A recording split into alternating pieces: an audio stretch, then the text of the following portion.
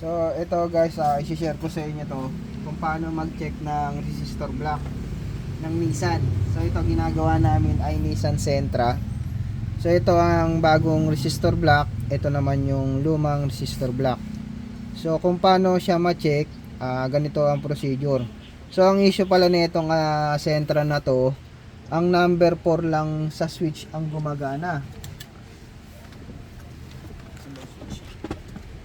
Yung number 4 lang, yung number 1, 2, 3. Ito kasi yung switch nya, yan.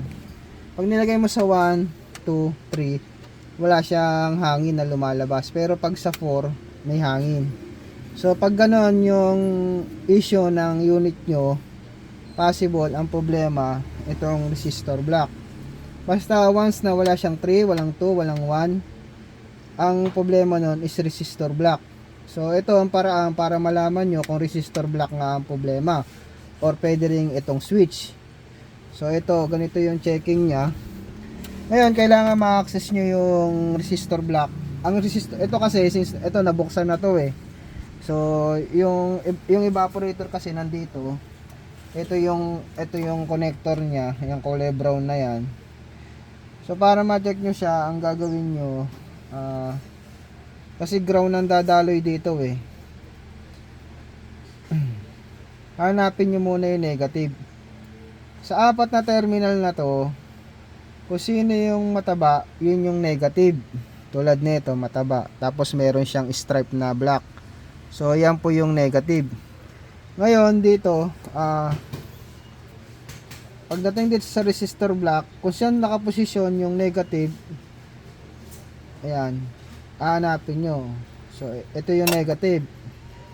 Mula dun sa connector na to, ito yung negative. Nasa 1, 2, pangalawa sa kanan. So, yun muna ang hanapin nyo. Kailangan makita nyo yung negative. And then, gagamit kayo ng multi-tester. Ito yung multi-tester. Isiset nyo sa ohms. Ayan, sa ohms. Ayan. And then, yung negative probe, ilalagay nyo dun sa negative kung saan meron kayong, kung saan nyo nahanap yung negative dito sa connector. Ngayon, kailangan magkaroon ng reading dito sa multi-tester. Ito basta naka-stick yung negative natin dyan sa negative terminal na yan, lalagay natin dito. Ayun. Sa lahat sa mga pins, tatlong pin. So, dapat may mariread. Ito, wala. Yung isa, wala pa rin.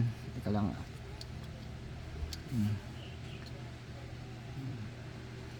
So, wala pa rin, oh. Tapos sa pangapat wala pa rin. So wala tayo na read. So balik rin natin. Yan. Yan, parang kitang-kita na ano. Yan, naka-connect. Kailangan kasi nakatikit maigi. So wala. Wala. So ayan.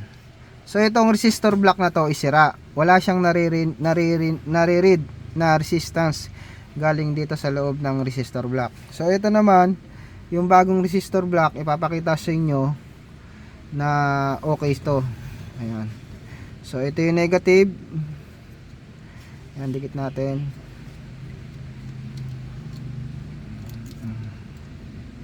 Tapos dikit natin yung probe. Ayan.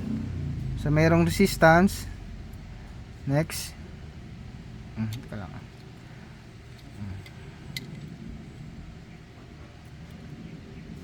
May nakuha tayo. Ito. May resistance din. Ayan. So mayroon siyang reading, unlike dun sa sirang resistor block. So ganyan ang pag-check ng sirang resistor block. So kapag ganun ang reading at walang nakukuha ang reading dito, ibig sabihin sira tong resistor block nyo. So ayan, na-confirm nyo na sira nga. So yan yung kailangan palitan. So ito, na-confirm na. Tapos kapag kinabit nyo, yun, doon nyo na makikita kung meron ng at gumagana na yung 1 at 2 at 3. Yan. So dito, bago namin to binaklas, chinek ko muna to, and then yun nga, nung napalitan namin, okay na. May 1, 2, and 3 na. So ayan, sana may matutunan kayo sa maikling video na ito. Ayan, pa-share na rin at wag kalimutang mag-subscribe sa aking YouTube channel para updated kayo sa aking mga ilalabas na video.